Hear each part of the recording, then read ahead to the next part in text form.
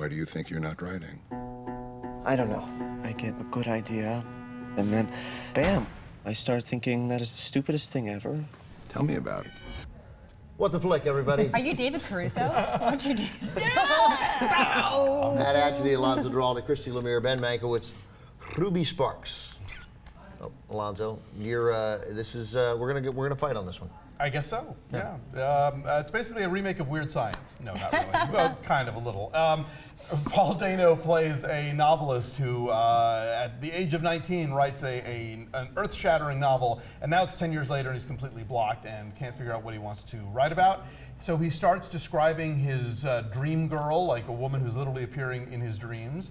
And the more he writes about her, suddenly she appears in real life. What? Check it out. Ruby Sparks, 26 years old, raised in Dayton, Ohio. Why Dayton? Sounds romantic. Ruby got kicked out of high school for sleeping with her art teacher, or maybe her Spanish teacher. I haven't decided yet. I'm glad you found something that inspires you. It inspires me. It's like I'm falling in love with her. That's wonderful. I can't fall in love with the girl I write. Why not? Because she's not real. I missed you in bed last night. Did you get some good writing done? Calvin, are you mad at me? Remember how Dad used to say I had an overactive imagination? That's scary. Calvin, but there's no possible way that Ruby's in your house because she's not a real person. Can you see her? Calvin! She's real. Ruby! What is going on with you? I don't know. I'm sorry. This is a really cute movie, actually. I think you're just being mean. I think it's cutesy is the problem. I think it's very in love with its own adorableness, and it's. But what if you're actually adorable? Isn't it okay to love your adorable? Zoe Kazan is kind of adorable. I think the most adorable people are the ones that don't know it, and they let you discover it. And this movie is cramming its adorability down my throat, and I didn't like it. No, you know what? It pokes holes in the whole obsession with the manic pixie dream girl specifically, but also just in people's idealism of people they've just met and have fallen in love with, and they want to assign all these characteristics to, right? So she's intentionally a collection of quirks, right? With the colorful tights and the homemade meatloaf, and she's not a real person, and that is the point. No, I know, and that's not what I objected to. Yeah. I think it's really smart the way they do that, though. I thought it's one of those. There are certain films where I think this would have been a great short. Like there's enough ideas here for like a really tight 20 minutes.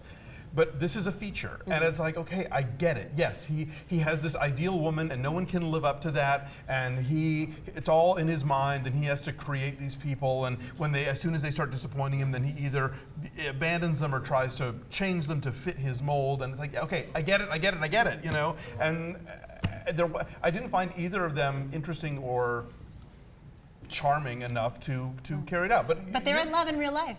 They've been together for 5 years now. But you know, they always say the people who don't like each other have the most chemistry on screen. Anyway, I'll shut up. You guys like it. Explain why you like it. No, go. You loved it. Everything he said is horseshit. Wait, let's do numbers. We're all done. And that's why you guys have such great chemistry. I didn't feel like the cuteness was being shoved down my throat.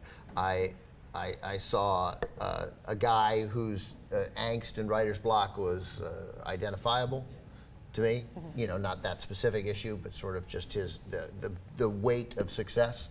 And then this sort of magical thing happens. And I loved his brother, Chris Messina, who is in everything I watch now. The guy's in the newsroom, everywhere. he's in season 4 of Damages. I can't get away from Chris Messina. Dave calls him not Mark Ruffalo. Right, totally. It's funny. But he keeps things grounded in that he has the idea of, well, you could make her tits bigger, or you can make her give you blowjobs, or what, you know. He has the idea that everybody else would have when the rest of the movie is very frothy. Right, and he has wonderful, like, like, you know, the way I think. So I like that a lot. I like their relationship, him and his brother. I bought that Paul Dano existed. Dano? I bought that he existed too.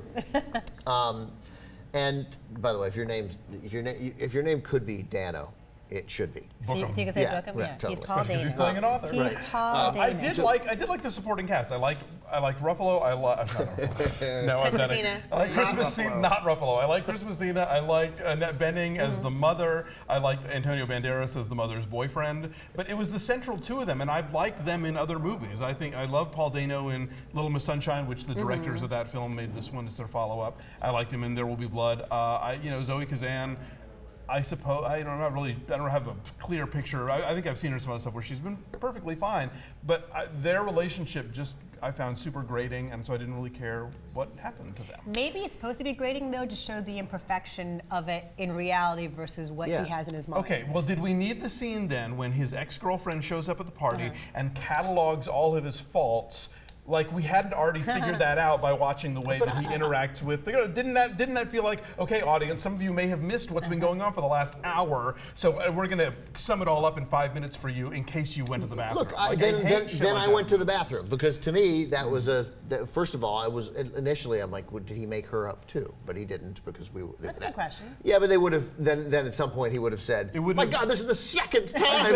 It wouldn't have been as scary the first right. time. It wouldn't have been as shocked when he Why discovered does it keep happening? My God. But yeah, so it was this psychological reaction to sort of his enormous flaws in a relationship, which he's blinded to, and then became aware of it eventually when over creating and overcompensating and trying to fix Zoe Kazan, who I did find incredibly cute.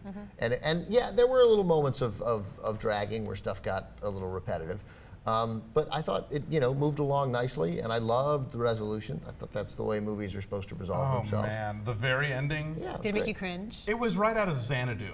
Oh. That's all I'll say We all about like it. Xanadu, though. I do. I would rather have been watching Xanadu, frankly, or Weird Science, or Stranger Than Fiction, or The Bride of Frankenstein, or a million got that- other It's movies got- that I was thinking about while watching this one. It's got It's a Pygmalion. it had that Yeah. good about The Bride? it had the good Warren Beatty Heaven Can Wait ending, which was awesome, which is one of the great endings of all time. But now we're spoiling. It's Well, cute. no, not It's a really. cute movie. And it's doing really well on Tomatoland, yes? 73%. 73%. All right, we should do our own numbers, I And suppose. she wrote it. She wrote it. And this is part of why I like it so much, Yeah. because I think that there is a sensitivity and an insight about the way men perceive women that she gets and fleshes out very nicely. And I thought I was Anyway. thinking of when watching this, I kept thinking of Girls and Leah Lena Dunham. Dunham. Then I think these girls are friggin' talented, and they sort of have something I love figured out. girls, not this. Numbers, Not please. this girl. Ben Mankiewicz. This one I gave an 8.8. I'm going to jank it, 3.8. I'm No, that saying means you have to 7. put it up. You're Really? taking Oh, it then down. I'm going to unjank it. Yes. I'm giving it a 7. That's a 6.5 from us, but it's like 70-something% in Tomatoland. And it's also limited release, right? And it Yes, goes wider also from here? limited release. Anyway. We think you should go see it. Yeah, you should definitely go see it if you have a soul. If you don't, then don't bother. Bye. If you're dumb, like me. Bye.